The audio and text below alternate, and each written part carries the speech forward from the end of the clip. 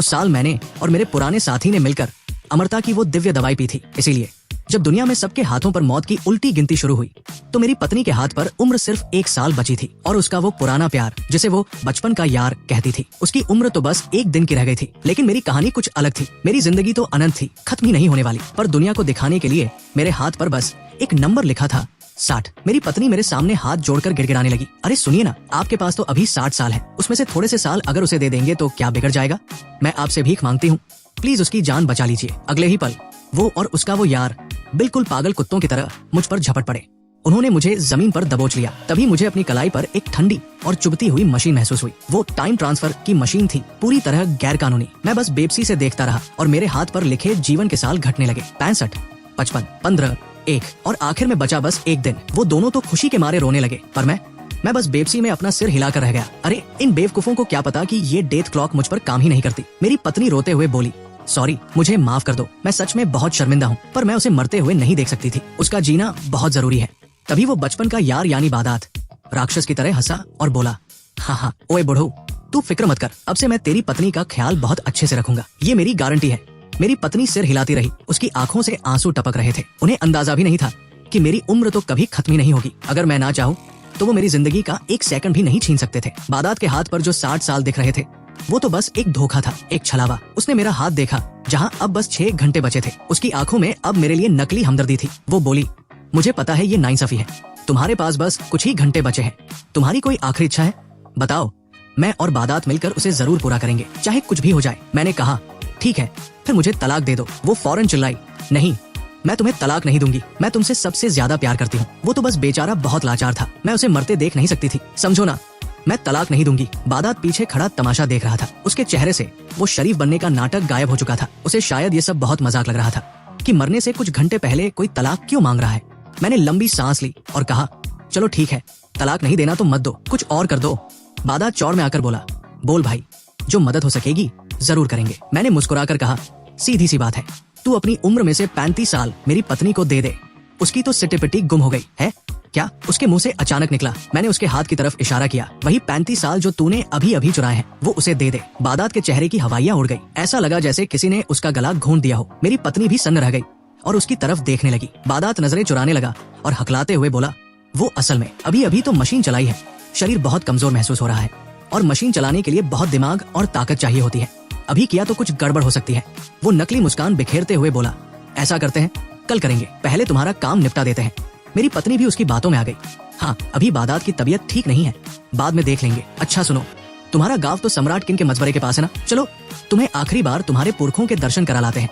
अभी 6 घंटे हैं तुम्हारे पास, वहाँ एक अगरबत्ती जला लेना। मैंने आंखें बंद की और सिर हिला दिया, चलो वही चलते हैं, वही मेरा असली घर है।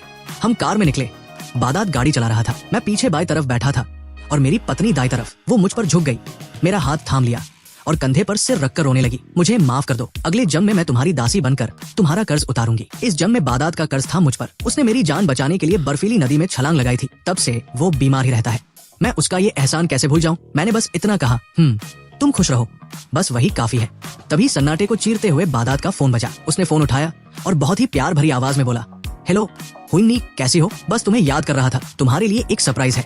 मैं अभी रास्ते में हूँ, बस पहुँचने वाला हूँ, डरो मत, मैं तुम्हारे लिए 35 साल लेकर आ रहा हूँ, बस थोड़ा इंतजार करो जानू। कार में सन्नाटा छा गया। मेरी पत्नी पत्थर की तरह जम गई। उसने धीरे से अपना हाथ मेरे हाथ से हटाया और बादात की गर्दन को घूरने लगी। उसकी आवाज कांप रही थी जब उसने पूछा, ये कौन थी? गाड़ी तेज रफ्तार में भाग रही थी। बादात के हाथ स्टीयरिंग व्हील पर कस गए थे। कुछ सेकंड की खामोशी के बाद वो बड़े ही कैजुअल अंदाज में बोला, अरे वो तो बस मेरी एक जूनियर है, बेचारी की हालत बहुत खराब है, उसकी मौत की गिनती में बस 2 साल बचे हैं। उसने थोड़ा तेज बोलते हुए सफाई दी, मैं तो बस उसकी मदद कर रहा हूँ, नेक इंसान होना। तुम फिक्र मत करो तमन्नू, बस 35 साल ही तो देने हैं, छोटी सी बात है। पर पत्नी का चेहरा उतर गया था, उसकी सांसें तेज चलने लगी और वो थर-थर कांपने लगी, जैसे उसके अंदर कुछ फट गया हो। वो दांत पीसते हुए बोली, मदद? मेरे पति की जिंदगी लूट कर तुम अपनी उस जूनियर की मदद करोगे? उसकी आवाज कांपते कांपते फटने लगी थी। बादात का सब्र जवाब दे गया। उसने गुस्से में स्टीयरिंग पर मुक्का मारा, तमन्नू तू ज्यादा पंचायत मत कर, समझी?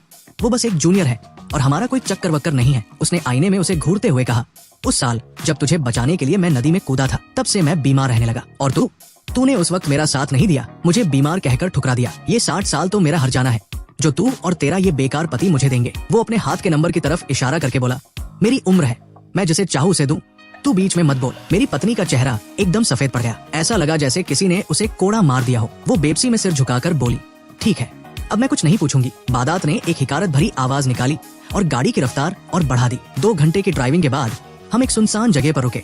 दूर दूर तक कोई नहीं था, बस मिट्टी के टीले थे। बादात रूखेपन से बोला, उतरो नीचे। जैसे ही मैं नीचे उतरा, वहाँ की खुश्क हवा में मिट्टी की सौंधी खुशबू थी। मैं एक छोटे से टीले को गौर से देखने लगा। पत्नी ने पूछा, क्या हुआ, तबीयत ठीक नहीं है क्या? मैंने सिर हिलाया, नहीं, बस याद आया कि बचपन में मैं यहाँ खेला करता था। यहाँ एक कांसे का बगुला हुआ करता था, बिल्कुल असली जैसा। बादात ने गाड़ी लॉक की और ठाका मारकर बोला, बचपन में यहाँ खेलता था? अबे वो सठियाए हुए बुढ़ऊ, मौत करीब देख तेरा दिमाग ठिकाने नहीं रहा क्या? इस बंजर जमीन पर जहाँ परिंदा भी पर नहीं मारता, वहाँ तू खेलता था? मुझे लगता है तू पागल हो गया है। वो मेरे पास आकर मुझे ऊपर से नीचे तक ऐसे देखने लगा जैसे मैं कोई म्यूजियम का अजूबा हूँ। अबे ओ, तू क्या अपने आप को 2000 साल पुराना राजा समझता है? ज्यादा फिल्में देख ली है क्या, या मरने से पहले याददाश्त चली गई है? मेरी पत्नी भी मुझे अजीब नजरों से देख रही थी। उसे भी लगा कि शायद मेरा दिमाग चल गया है, पर मुझे कोई फर्क नहीं पड़ा। तभी बादात का फोन फिर बजा। उसकी आवाज फिर से शहद जैसी मीठी हो गई। हेलो हुइन्नी, हाँ जानू, हम पहुंच गए, बस अपनी लोकेशन भेज, मैं अभी उम्र लेकर तेरे पास आता हूँ। उसने फोन रखा और हमें चलने का इशारा किया। जल्दी चलो, देर मत करो। वो आगे आगे चल रहा था और पीछे से मुझे ताने मार रहा था। सच में यार, तेरी जिंदगी भी कितनी झंड है। बीवी दूसरे के साथ भाग रही है, उम्र तेरी खत्म हो रही है और मरने से पहले तुझे अपने दुश्मन का सहारा लेना पड़ रहा है। तेरे पुरखों को पता चलेगा ना, तो वो अपनी कब्रों से उठकर तुझे कोसेंगे। बस कुछ ही घंटों की बात है, फिर तू इस दुनिया से आजाद हो जाएगा। ही। पत्नी ये सब सुन रही थी और शर्म के मारे गड़ी जा रही थी। उसने हिम्मत जुटाकर मेरा हाथ पकड़ा और रोते हुए बोली, मुझे माफ कर दो बादात, ऐसा नहीं है, वो बस गुस्से में कुछ भी बोल रहा है, तुम बुरा मत मानना। फिर अचानक उसने जैसे कोई बड़ा फैसला लिया हो, सुनो, मेरे पास अभी 1 साल की उम्र बची है, मैं तुम्हें आधा साल नहीं, मैं तुम्हें 10 महीने दे देती हूँ, तुम 10 महीने और जी लोगे। उसकी आवाज लड़खड़ा रही थी। मैं नहीं चाहती कि तुम मरो, मैंने बहुत बड़ी गलती कर दी, चलो हम यहाँ से भाग चलते हैं। मुझे बादात के साथ नहीं रहना, मैं तुम्हारे साथ रहूंगी तुम्हारे आखिरी 10 महीनों तक। मैंने उसकी आंखों में देखा, वहाँ डर था, पछतावा था और बहुत कुछ था। पत्नी ने जब अपनी उम्र के 10 महीने मुझे देने चाहे तो उसकी आंखों में मौत का खौफ और अपने फैसले पर पछतावा साफ दिख रहा था। मैंने धीरे से उसका हाथ अपने हाथ से अलग कर दिया। मेरा इरादा बिल्कुल साफ था। मैंने कहा, जरूरत नहीं है, ये अपनी उम्र तू अपने पास ही रख। पत्नी का हाथ हवा में ही ठिठक गया। आगे चल रहे बादात ने पीछे मुड़कर देखा और एक जहरीली हंसी हंसा। अरे तमन्नू, रहने देना, इस मरियल आदमी को 10 महीने और जिंदा रखकर क्या करेगी? बस इसे दुख ही भोगना पड़ेगा। जल्दी पैर बढ़ाओ, फालतू का ड्रामा मत करो। मौत की उल्टी गिनती में अब बस 3 घंटे बचे थे। पहाड़ी रास्ता मुश्किल था। बादात बार बार फोन देखकर रास्ता ढूंढ रहा था और बड़बड़ा रहा था। हम पुराने खंडहरों और मिट्टी के ढेरों के बीच से गुजर रहे थे। तभी मैंने एक खाली जगह की तरफ इशारा करते हुए कहा, यहाँ कभी एक बहुत बड़ा ऑब्जर्वेशन डेक हुआ करता था, मैं अक्सर तुम्हें यहाँ अपनी बाहों में भरकर नजारे दिखाया करता था। बादात फिर से खिलखिलाकर हंसा। ले भाई, इसका पागलपन तो बढ़ता ही जा रहा है। अबे वो सठियाए हुए राजा, इस बंजर इलाके में कौन सा टावर और कौन सा नजारा, यहाँ तो सिर्फ धूल उड़ रही है। पत्नी ने मुझे एक अजीब नजरों से देखा पर कुछ बोली नहीं। तभी ढलान के नीचे हमें कोई बैठा दिखा। एक साधारण सी टी-शर्ट पहने एक बुजुर्ग आदमी बैठा था, जिसके हाथ में लेटेस्ट मॉडल का मोबाइल फोन था और उसके पास वही लड़की खड़ी थी, बादात की जूनियर हुइन्नी, जो बड़े प्यार से उस बुजुर्ग के कंधे दबा रही थी। बादात की आंखों में चमक आ गई। वो भागता हुआ नीचे पहुंचा। नी, देखो मैं आ गया। लड़की ने सिर उठाया पर वो खुश नहीं हुई। उसने नाक सिकोड़ते हुए कहा, बादात तुम यहाँ क्यों आए? मना किया था ना मैंने। उसकी आवाज में बर्फ जैसी ठंडक थी। मेरे पति को बुरा लग जाएगा। पति? पति कौन? बादात का चेहरा ऐसा हो गया जैसे उस पर बिजली गिर गई हो। उसने उस बुजुर्ग की तरफ इशारा किया। ये बूढ़ा तेरा पति है? बादात का गला रुंध गया। नी, फिर मेरा क्या? नी ने उसे ऐसे देखा जैसे वो कोई कचरा हो, एक्स बॉयफ्रेंड हो और क्या। ब्रेकअप हो चुका है हमारा, साफ साफ बताया तो था। अब मेरे पीछे मत पड़ा करो। पीछे से मेरी पत्नी ने भी ये सब सुन लिया। वो हक्की बक्की रह गई। ये तुम्हारी जूनियर नहीं, तुम्हारी एक्स गर्लफ्रेंड है। बादात एकदम से पागल हो गया। उसने मेरी पत्नी को जोर से धक्का दिया। तमन्नू, तू हट यहाँ से, फालतू का शोर मत मचा। बेचारी पत्नी गिरते गिरते बची। बादात चीखा, मैं कुंवारा हूँ, किसी को भी गर्लफ्रेंड बनाओ तुझे क्या? तू तो शादीशुदा होकर मेरे पीछे पड़ी रहती है। छी, कितनी घटिया औरत है तू। मेरी पत्नी का चेहरा कागज जैसा सफेद हो गया। उसकी दुनिया उजड़ चुकी थी। बादात फिर से नी के सामने गिड़गिड़ाने लगा। नी, ये देखो, मैं उम्र लेकर आया हूँ, 60 साल। मैं तुम्हें 35 साल दे दूंगा। नहीं, सब तुम्हारा है। नी ने अपना हाथ हवा में लहराया और घमंड से बोली, रख अपनी ये चोरी की हुई उम्र अपने पास, मुझे इसकी जरूरत नहीं है। उसके हाथ पर लिखा था 100 साल। वो उस बुजुर्ग से चिपक गई और बोली, मेरे पतिदेव ने मुझे अभी अभी 100 साल दिए हैं और उन्होंने कहा है कि अगर मैं अच्छी बच्ची बनकर रही तो वो मुझे 100 साल और देंगे। बादात के पैरों तले जमीन खिसक गई। इतनी उम्र? इस बुरे के पास इतनी उम्र कहाँ से आई? वो बुजुर्ग अभी भी फोन पर किसी से बात कर रहा था। वो फोन में हंसकर बोल रहा था, अबे सुन, मैं ही सम्राट किन हूँ। अगर तुझे लंबी उम्र चाहिए तो मेरे खाते में पैसे ट्रांसफर कर दे। शायद सामने वाले ने उसे गाली दी तो उसने फोन काट दिया। फिर उसने बड़े मजे से हमारी तरफ देखा जैसे कोई सर्कस देख रहा हो। बादात और मेरी पत्नी सन्न खड़े थे। मैं उन दोनों को छोड़कर सीधा उस बुजुर्ग की तरफ बढ़ा। हवा में सन्नाटा था, बस उस बुजुर्ग की आवाज गूंज रही थी जो खुद को अमर राजा बता रहा था। बादात को लगा कि ये दुनिया का सबसे बड़ा मजाक है, पर उसकी हंसी अब उसके गले में फंसने वाली थी। बादात तो पागलों की तरह हंसने लगा। हंसते हंसते दोहरा हो गया। उसकी आंखों से पानी आ गया। वो उस बुजुर्ग की तरफ इशारा करके बोला, हाँ, अबे ओ बुढ़ऊ, तू भी क्या गजब का खिलाड़ी निकला रे। मरने से पहले एक नया बाप ढूंढ लाया। ये जो ठगों के गिरोह का सरदार है, यही तेरा बाप है क्या? वो अपनी उस जूनियर हुई नी की तरफ मुड़ा और बोला, नी, इन लोगों की बातों में मत आना। ये सब के सब नंबर 1 के जालसाज है। भला कोई इंसान 100 साल तक कैसे जी सकता है? पक्का ये मशीन खराब है या इन्होंने कोई जादू टोना किया है। मेरे साथ चल। मैं अपनी जगह पर शांत खड़ा रहा और बस इतना कहा, मैं सच में 60 साल जी चुका हूँ, असली वाले 60 साल। वो बुजुर्ग जो अब तक खामोश था, उसने इस मजाक पर ध्यान तक नहीं दिया। वो आराम से उठा, अपने पजामे से धूल झाड़ी और मेरे पास आया। उसकी वो बूढ़ी आंखें जो पहले धुंधली दिख रही थी, अचानक किसी गहरे समंदर की तरह दिखने लगी। उसने मेरी कलाई पर चमकते हुए उन आखिरी 59 मिनटों को देखा और फिर अपनी गर्दन घुमाकर बादात और मेरी पत्नी की तरफ इशारा किया। ए छोकरे। उसकी आवाज किसी शेर की दहाड़ जैसी थी जिसमें हल्की सी शराब की गंध और ढेर सारी नफरत घुली थी। ये दोनों कौन है? मैंने बिना किसी भाव के जवाब दिया, ये बादात है और वो मेरी पत्नी लिन तामनो। इन दोनों ने मिलकर उस काली मशीन से मेरी जिंदगी के 60 साल निचोड़ लिए हैं। बुजुर्ग की भौहें तन गई। उसकी आंखों में एक अजीब सी चमक आई, जैसे कोई शिकारी अपने शिकार को देख रहा हो। वो मुस्कुराया और मेरी तरफ देखकर बोला, हूँ तो तू फिर से बाहर आकर कमजोर होने का नाटक कर रहा है ताकि इन बेचारों को अपने जाल में फंसा सके। साला बड़ा भारी शिकारी बना फिरता है। बादात को कुछ समझ नहीं आ रहा था कि हम क्या बातें कर रहे हैं। उसे लगा हम दोनों बाप बेटे मिलकर उसे डरा रहे हैं। वो चिल्लाया, ओ बुढ़े, अपनी आंखें खोलकर देख। तेरे इस लाडले बेटे के पास जीने के लिए 1 घंटा भी नहीं बचा है। 1 घंटे में ये फुस हो जाएगा, समझा? उसके चेहरे पर एक शैतानी खुशी थी। वो दांत पीस कर बोला, इसका समय छीनना तो मेरा हक था क्योंकि ये मेरी उधारी थी। ऐसे बेकार लोगों का अंत ऐसा ही होना चाहिए। फिर उसने बुजुर्ग पर थूकते हुए कहा, और तू जो सम्राट बना फिरता है, तू भी कूड़ा है। बड़ा आया अमरता का नुस्खा बांटने वाला। मेरी पत्नी जमीन पर बेजान पड़ी थी। उसकी आंखों की चमक जा चुकी थी। बादात की कड़वी बातों ने उसके दिल के आखिरी टुकड़े भी कर दिए थे। तभी उस बुजुर्ग ने बादात को ऐसे देखा जैसे कोई इंसान अपने पैर के नीचे दबे कीड़े को देखता है। उसने अपने कान खुजलाते हुए बड़े इत्मीनान से कहा, ये जो मौत की घड़ी तेरे हाथ पर चल रही है ना, ये हमारे लिए महज एक खिलौना है। ये सब नकली है। बादात भड़क गया, क्या बकवास कर रहा है? पूरी दुनिया इसी नियम पर चलती है, तो तुम्हारा समय नकली कैसे हो गया? बुजुर्ग ने अपने पैर के नीचे की जमीन की तरफ इशारा किया और गरजते हुए बोला, क्योंकि मेरा नाम यांग है, वही नाम जो 2000 साल पहले सम्राट किंग का था। क्योंकि ये जमीन 2000 साल पहले मेरा घर थी और क्योंकि अमरता का वो अमृत मैंने खुद अपने हाथों से बनाया था। वो जोर से हंसा और बोला, अरे ओ बुड़बक, जो समय तूने इससे छीना है वो तो महज एक छलावा था। तूने अमरता के समंदर से एक बूंद नकली पानी चुराया है और समझ रहा है कि तू अमर हो गया। तू तो महामूर्ख निकला। बुड़बक शब्द बादात के कान में किसी गर्म लोहे की तरह लगा। उसका चेहरा एकदम से उतर गया, बिल्कुल काले पड़ चुके कलेजे की तरह। उसे समझ आ गया था कि उसने जिसे बर्बाद किया वो तो खुद बर्बादी का देवता था। बादात गुस्से और डर से कांप रहा था। उसे अपनी आंखों पर यकीन नहीं हो रहा था। वो पागलों की तरह चीखने लगा, मैं नहीं मानता, ये सब झूठ है। उसकी आवाज ऐसी फटी हुई निकल रही थी जैसे किसी जंगली जानवर को पिंजरे में डाल दिया गया हो। तुम लोग सिर्फ टाइम पास कर रहे हो। बस 1 घंटा रुक जाओ, बस 1 घंटा और। बादात की आंखें खून की तरह लाल हो गई थी। वो मेरी कलाई को ऐसे घूर रहा था जैसे अपनी आंखों की आग से मेरे हाथ पर लिखे नंबरों को जला देगा। अभी रुक, जब तू मरेगा ना, तब देखूंगा कि ये लोग क्या नाटक करते हैं। हुईनी अब मेरे पिता के पीछे छिप गई थी। वो दोनों चुपचाप बादात का ये पागलपन देख रहे थे। वक्त बीतता गया। उस पहाड़ी पर सिर्फ बादात की भारी सांसें और मेरे हाथ पर चलती उस घड़ी की टिक टिक सुनाई दे रही थी। बादात ने अपनी मुट्ठियां इतनी जोर से भींची कि नाखूनों से खून निकलने लगा। वो अचानक हंसने लगा, एक डरावनी और खोखली हंसी। बस अब होने ही वाला है।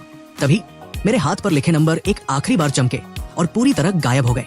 वहाँ अब कुछ नहीं था, बिल्कुल साफ खाल, जैसे वहाँ कभी कोई नंबर था ही नहीं। मैं चुपचाप अपनी जगह पर खड़ा रहा और बड़े आराम से अपनी कलाई घुमाई। मैं बिल्कुल ठीक था। मेरा एक बाल तक बाका नहीं हुआ था। उसी पल बादात के चेहरे की वो शैतानी हंसी पत्थर की तरह जम गई और फिर कांच की तरह चकनाचूर हो गई। वो सन्न रह गया जैसे काट मार गया हो। नहीं, ये नहीं हो सकता। वो बड़बड़ाने लगा। वो पागलों की तरह मुझ पर झपटा और मेरा हाथ पकड़ लिया। उसने हाथ को उलट पलट कर देखा, उसे रगड़ा, पर वहाँ मौत का कोई निशान नहीं था। मशीन, हाँ उस मशीन में गड़बड़ है। वो हकलाने लगा। डर के मारे उसकी आवाज फट गई थी। उस काली मशीन ने मेरा समय निगल लिया। पक्का उसने मेरा टाइम कार्ड खो दिया होगा। वो खुद को तसल्ली देने के लिए उठटांग बातें किए जा रहा था। उसे अपनी आंखों के सामने दिख रहे सच पर यकीन ही नहीं करना था। मेरी उम्र कहाँ गई? मेरे पास तो 60 साल होने चाहिए थे। उसने घबराकर अपने हाथ की तरफ देखा। जहाँ 60 साल होने चाहिए थे वहाँ अब सिर्फ 59 मिनट बचे थे। नहीं, ये गलत है।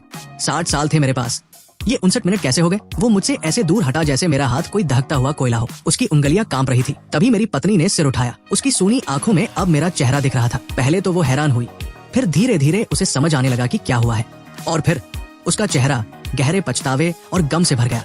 वो थर-थर कांपने लगी, उसके गले से दर्द भरी आवाजें निकलने लगी। उसे अब समझ आ गया था कि उसने क्या खो दिया है। उसने एक असली अमर इंसान को छोड़कर एक ऐसे चोर को चुना जिसकी जिंदगी अब सिर्फ एक दिन की मेहमान थी। वो चोर जिसने उसे इस्तेमाल किया और उसकी इज्जत तक नीलाम कर दी। उसने खुद अपने हाथों से अपने पति को मौत के मुंह में धकेला था, पर उसे क्या पता था कि वो मुंह ही नकली था। उसे अपनी बेवकूफी पर ऐसी हंसी और ऐसा दुख हुआ कि वो वही जमीन पर ढह गई। अब उसमें रोने की ताकत भी नहीं बची थी। मेरे पिता को अब ची होने लगी थी। उन्होंने अपने कान खुजलाते हुए चिनकर कहा, अरे भाई, कितना शोर मचाते हो तुम लोग। कान पका दिए एकदम, जैसे लग रहा है कि कौनो मछली बाजार में आ गए हैं। उन्होंने ठंडे लहजे में कहा, साफ साफ सुन लो, हम दोनों बाप बेटे अमर हैं। हमारे पास कितना समय है और हम किसे देना चाहते हैं, ये हमारा हक है।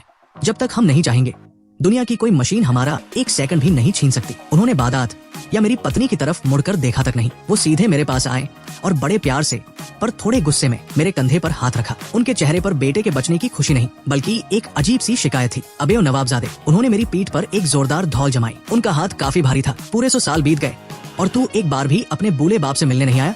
वो बड़बड़ाने लगे, तुझे क्या पता कि ये बुढ़ापा अकेले काटते हुए मैं कितना बोर हो गया हूँ। उन्होंने मेरी पीठ पर इतनी जोर से धौल जमाई कि मैं थोड़ा आगे को झुक गया। मैंने अपना चेहरा ऊपर उठाया और उनके उस गुलाबी और चमकते हुए चेहरे को देखा। उनके पीछे वो नी बड़े सलीके से उनके कंधे दबा रही थी। मैंने तिरछी नजरों से उनकी तरफ देखा और जरा तंज कसते हुए बोला, ताकि वहाँ खड़े सब लोग सुन सके, अरे छोड़िए भी पिताजी, आपके महल में तो सैकड़ों रानियां आपकी सेवा के लिए कतार में खड़ी रहती हैं। फिर भला आप अकेले कैसे हो सकते हैं? आप बोर हो रहे हैं, ये बात तो गले नहीं उतरती। इधर बादात की आंखों में खून उतर आया था। वो कभी मेरी साफ कलाई को देखता तो कभी पिताजी के चमकते चेहरे को, और जब उसकी नजर नी के हाथ पर लिखे 102 साल पर पड़ी तो उसकी रही सी अक्ल भी घास चरने चली गई। उसके चेहरे की नसें ऐसे फड़क रही थी जैसे खाल के नीचे हजारों कीड़े रेंग रहे हों। वो पागलों की तरह चिल्लाया, ये सब झूठ है, ये सब कोई काला जादू है या कोई हाईटेक धोखा। तुम सब मिले हुए हो। उसने नींद की तरफ उंगली उठाई और चिल्लाया, तू और ये बुढ़ा एक ही थाली के चट्टे बट्टे हो। तुम लोगों ने मिलकर मुझे फंसाया है ना। नींद ने उसे ऐसे देखा जैसे वो कोई गंदी नाली का कीड़ा हो, और घृणा से अपना मुंह फेरकर पिताजी के पीछे छिप गई। पिताजी ने बादात के इस पागलपन पर ध्यान ही नहीं दिया। पिताजी ने बड़े आराम से अपनी कलाइयां घुमाई, जैसे कुश्ती से पहले कोई पहलवान अखाड़े में उतरता है। फिर उन्होंने उस बंजर ढलान की तरफ देखते हुए धीरे से ताली बजाई। उस खामोश पहाड़ी पर वो ताली की आवाज किसी बम के धमाके जैसी लगी। बादात अभी कुछ बोलने ही वाला था कि तभी धरती के भीतर से एक भयानक गुड़गुड़ाहट सुनाई दी। जमीन ऐसे हिलने लगी जैसे कोई सोता हुआ दानव अचानक जाग गया हो। ये कोई मामूली भूकंप नहीं था, इसमें एक पुरानी और ताकतवर धमक थी। वो मामूली सी दिखने वाली ढलान फटने लगी। मिट्टी और पत्थर के बड़े बड़े टुकड़े एक सोची समझी चाल के साथ इधर उधर हटने लगे। धूल का ऐसा गुबार उठा कि आसमान धुंधला गया, और जब धूल छंटी तो सामने जो नजारा था उसे देखकर सबकी रूह कांप गई। एक विशाल गुफा का दरवाजा खुल चुका था, पर अंदर कोई अंधेरी सुरंग नहीं थी, बल्कि वहाँ से सोने जैसी चमक निकल रही थी। चारों तरफ हीरे जवाहरात और नीलम की चमक ऐसी थी कि आंखें चौंध दिया जाए। साथ ही अंदर से फूलों और महकते इत्र की ऐसी खुशबू आई कि वहाँ का नजारा ही बदल गया। बादात, मेरी पत्नी और वो नी तीनों वही पत्थर के बुत बन गए। उनके मुंह खुले के खुले रह गए और आंखें फटने को हो गई। गुफा के अंदर एक चौड़ा रास्ता था, इतना चौड़ा कि वहाँ से 2 रथ एक साथ निकल सके।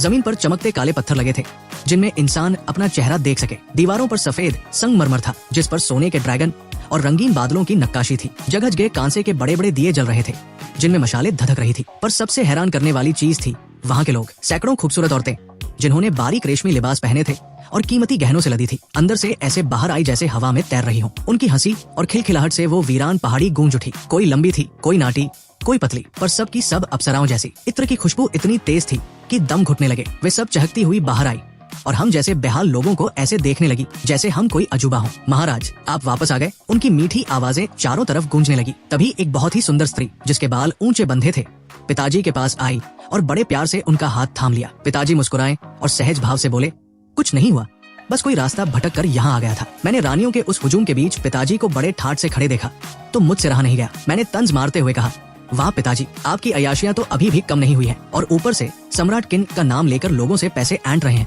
ये तो सरासर धोखाधड़ी है। पिताजी की हंसी पल भर के लिए रुक गई। उन्होंने लाचारी वाला चेहरा बनाया और कंधे उचकाकर लंबी सांस ली। फिर उन्होंने उस रानियों की भीड़ की तरफ इशारा किया। पिताजी बोले, अरे बेटा, तू तो घर से बाहर रहा, तुझे क्या पता कि आजकल महंगाई कितनी बढ़ गई है। ये देख रहे हो, हजारों मुंह हैं जिन्हें खिलाना पड़ता है। कोई कहती है मुझे महंगे रेशमी कपड़े चाहिए, किसी को लेटेस्ट फैशन का मेकअप चाहिए, और तो और ये सब दिन भर मोबाइल पर वीडियो देखती रहती है और रील्स बनाने के चक्कर में मेरा सारा खजाना खाली कर देती है। उन्होंने बड़े ही मासूमियत के साथ अपना चेहरा बनाया। सबको लगता है कि सम्राट होना बड़ा आसान है। अरे पैसा नहीं होगा तो क्या ये सब भूखी मरेंगी? मेरा भी तो दिल है, आखिर कहाँ से लाऊं इतना पैसा? मेरा तो मन करता है कि 2-4 सोने की ईंटें बाजार में जाकर बेच आऊं, पर डर लगता है कि कहीं पुलिस पकड़ के न ले जाए। इसीलिए तो ये छोटा मोटा डोनेशन वाला धंधा चालू किया है। इधर बादात की तो जैसे जान ही निकल गई थी। वो जमीन पर ऐसे ढेर हो गया जैसे उसके शरीर की सारी हड्डियां गायब हो गई हों। वो फटी फटी आंखों से उस चमकते हुए पाताल महल को देख रहा था, उन रानियों को देख रहा था जो किसी पुरानी कहानियों की अप्सराओं जैसी लग रही थी। अब उसके मन से वो आखिरी वहम भी निकल गया था कि ये सब कोई नाटक है। उसे समझ आ गया था कि उसने मौत के असली राजा से पंगा ले लिया है। हवा में रानियों की खिलखिलाहट गूंज रही थी, पर बादात के कान में वो मौत की घंटी की तरह लग रही थी। वो किसी मरते हुए कुत्ते की तरह घिसटता हुआ पिताजी के पैरों के पास आया। वो अपना सिर पत्थर जैसी जमीन पर पटकने लगा। टप टप टप उसके माथे से खून निकलने लगा।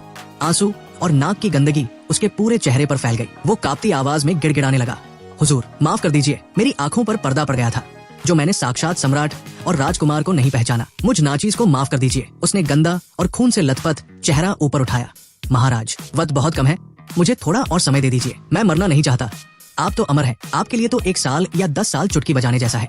मुझे बस 10 साल दे दीजिए, नहीं तो 5 साल ही सही। अरे 1 साल ही दे दीजिए महाराज, मैं आपके पैर पड़ता हूँ। उसका रोना धोना पूरी पहाड़ी पर गूंज रहा था। पिताजी ने अपने कान ऐसे खुजलाए जैसे कोई मक्खी भिनभिना रही हो। उन्होंने नीचे देखा तक नहीं कि बादात उनके पैरों में पड़ा है।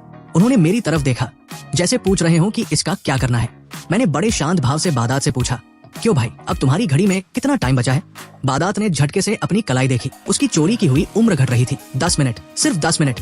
नहीं, वो चिल्लाने लगा और अपने हाथ पर लिखे नंबरों को जोर जोर से पीटने लगा जैसे उन्हें दबाकर रोक लेगा। पर अचानक उसके अंदर डर की जगह एक पागलपन सवार हो गया। वो खड़ा हुआ और हमारी तरफ उंगली दिखाकर चीखने लगा, समय नहीं दोगे ना? ठीक है, मैं तुम लोगों के खिलाफ केस करूंगा। सरकार तुम लोगों को छोड़ेगी नहीं। मैं अभी पुलिस के पास जा रहा हूँ, तुम सबको जेल भिजवा दूंगा। वो पागलों की तरह बिना जूते चप्पल के सिर पर पैर रखकर उस पाताल महल के रास्ते से दूर भागने लगा। वो किसी बिना सिर वाली मक्खी की तरह इधर उधर टकरा रहा था। दूसरी तरफ मेरी पत्नी चुपचाप जमीन पर बैठी थी। उसकी आंखें बिल्कुल पत्थर जैसी हो गई थी। पिताजी ने बादात को भागते देख एक हिकारत भरी हंसी हंसी। उन्होंने मुझसे पूछा, ये जगह कितनी बड़ी है रे? मैंने चारों तरफ फैले उस वीरान और रेतीले इलाके को देखा और कहा, पिताजी, उस जमाने में दुश्मनों और चोरों से बचने के लिए इस महल का दरवाजा बहुत ही सुनसान जगह पर बनाया गया था। यहाँ से सबसे नजदीकी पुलिस स्टेशन भी 20 किलोमीटर दूर शहर में है। मैंने दूर भागते हुए बादात को देखा जो अब एक छोटे से काले धब्बे जैसा दिख रहा था। मैंने जोर से आवाज दी, बादात भाई, तुम्हारे पास अब सिर्फ 30 मिनट बचे हैं और इन छोटी छोटी टांगों से तुम कितनी दूर भाग पाओगे? वो काला धब्बा अचानक वही रुक गया जैसे किसी ने उसे बीच रास्ते में फ्रीज कर दिया हो। वो वही लकड़ी के लट्ठे की तरह खड़ा रह गया। वो काला धब्बा जो दूर भाग रहा था अचानक रुक गया। उस बंजर जमीन पर वो बहुत छोटा और बेबस दिख रहा था। फिर वो किसी पुराने खिलौने की तरह धीरे धीरे हमारी तरफ मुड़ा। दूरी इतनी ज्यादा थी कि उसका चेहरा तो नहीं दिख रहा था, पर उसकी तड़प और छट्टाहट साफ महसूस हो रही थी। बादात अब वापस भाग नहीं रहा था, बल्कि वो जमीन पर घिसटता हुआ हमारी तरफ आ रहा था। उसके हाथ पैर ऐसे चल रहे थे जैसे किसी कुत्ते की हड्डियां तोड़ दी गई हो। वो कीचड़ और मिट्टी में लथपथ पागलों की तरह गुफा के दरवाजे की ओर बढ़ा, पर इस बार वो पिताजी के पैरों में नहीं गिरा, बल्कि मेरे पैरों में आकर लेट गया। वो फूट फूट कर रोने लगा और मेरे पैर पकड़ लिए। राजकुमार, मेरे आका, मेरे पुरखे। उसकी शर्म और इज्जत सब मिट्टी में मिल चुकी थी। वो सिसकते हुए अपनी गलतियां मानने लगा, पर अगले ही पल उसने सारा दोष मेरी पत्नी पर मत दिया। हुजूर, ये सब इस औरत लिनतामनू की गलती है। इसी डायन ने मुझे बहकाया था। उसने लाल लाल आंखों से मेरी पत्नी की तरफ देखा जो पास ही जमीन पर बैठी थी। राजकुमार, इसी ने मुझे अपनी तरफ खींचा था। इसी ने कसम खाई थी कि ये सिर्फ मुझसे प्यार करती है। इसने मेरे कान भरे थे कि आप तो महज एक बेकार इंसान हैं। इसी ने मुझसे जिद की थी कि मैं आपकी सारी उम्र खींच लूं। सब इसकी चाल थी हुजूर। अगर आपको सजा देनी है तो इसे दीजिए। यही सारी मुसीबतों की जड़ है। वो बिना रुके हवा की रफ्तार से झूठ बोले जा रहा था ताकि अपनी जान बचा सके। बादात चिल्ला रहा था, थूक उछाल रहा था और मेरी पत्नी को कोस रहा था। ये मरने के लायक है। आप बस मुझे थोड़ा सा समय दे दीजिए। मैं खुद इस औरत का काम तमाम कर दूंगा। मैं वादा करता हूँ कि इसे ऐसी दर्दनाक मौत दूंगा कि रूह काम जाएगी। वो फिर गिड़गिड़ाया, हुजूर, मैंने आपके लिए इस औरत को सजा देने का जिम्मा लिया है। बस इसी बात पर रहम खाकर मुझे थोड़ी जिंदगी दे दीजिए।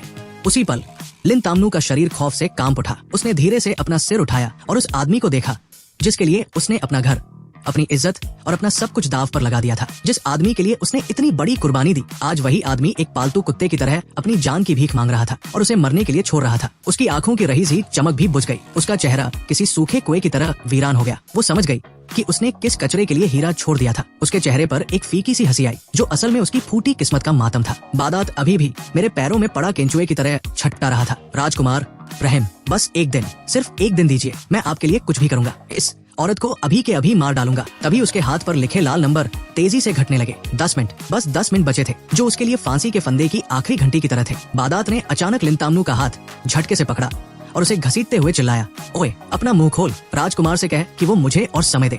जल्दी बोल, वरना अच्छा नहीं होगा। वो उसका हाथ इतनी जोर से मरोड़ रहा था कि बेचारी दर्द से कराह उठी। वो उस आदमी को देख रही थी जिसका चेहरा पागलपन में भयानक हो चुका था। ये वही चेहरा था जिससे वो कभी प्यार करती थी, पर अब उसके दिल में बची आखिरी उम्मीद भी कांच की तरह टूट गई। लिन तामनू ने अपना दूसरा हाथ उठाया और अपनी पूरी ताकत समेटकर बादात के चेहरे पर एक करारा तमाचा जड़ा। पूरी पहाड़ी उस थप्पड़ की आवाज से गूंज उठी। बादात सन्न रह गया। उसकी आंखें फटी की फटी रह गई। उसे यकीन ही नहीं हुआ कि जिस औरत को वो हमेशा अपने पैरों तले रौंदता आया था, आज उसने उस पर हाथ उठाया। वो गुस्से में पागल होकर उसे मारने के लिए हाथ उठाने ही वाला था, पर तभी उसका हाथ हवा में ही रुक गया। उसने अपने हाथ की घड़ी देखी। वक्त बचा था सिर्फ 5 मिनट।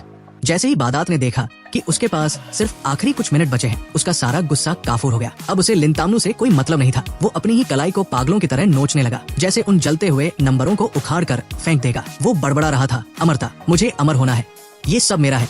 तभी उसकी नजर उस चमकते हुए पाताल महल और वहाँ खड़ी सुंदर रानियों पर पड़ी। उसके चेहरे पर एक अजीब, डरावनी और संग की मुस्कान फैल गई। वो जोर जोर से हंसने लगा। मिल गया, सब मिल गया। वो गुफा की तरफ इशारा करके पागलों की तरह चिल्लाया, ये सारी रानियां मेरी हैं, ये सारा खजाना मेरा है। वो उस ढलान पर किसी बिगड़े हुए घोड़े की तरह दौड़ने लगा। वो चीख रहा था कि उसने अमरता पाली है और अब वो इस दुनिया का बेताज बादशाह है। वो हवा में हाथ मारकर सबको हुक्म दे रहा था, झुको मेरे सामने, सबके सब घुटनों पर आ जाओ। उसकी हंसी अब इंसानी नहीं बल्कि किसी शैतान की लग रही थी। पर अचानक जैसे दौड़ते दौड़ते किसी ने उसकी टांगों को जंजीरों से जकड़ लिया हो, वो वही जम गया। उसके चेहरे की वो पागलपन भरी खुशी पत्थर की तरह जम गई। उसने अपना चेहरा अजीब तरह से मरोड़ा। उसके गले से एक घुटती हुई आवाज निकली और अगले ही पल वो किसी कटे हुए पेड़ की तरह धड़ाम से पीछे गिरा। धूल उड़ी और सन्नाटा छा गया। उसके हाथ की घड़ी अब 0 दिखा रही थी। बादात का खेल खत्म हो चुका था। लिन तामनू के शरीर की रही सी ताकत भी जवाब दे गई। वो जमीन पर ढेर हो गई और सुन्न आंखों से बादात की उस टेढ़ी मेढ़ी लाश को देखने लगी। न उसकी आंखों में दुख था, न खौफ, बस एक ठंडी और बेजान राख जैसी खामोशी थी। पिताजी ने एक नजर भी उस तरफ नहीं डाली। वो अपनी नई रानी को साथ लेकर शान से महल के अंदर चले गए।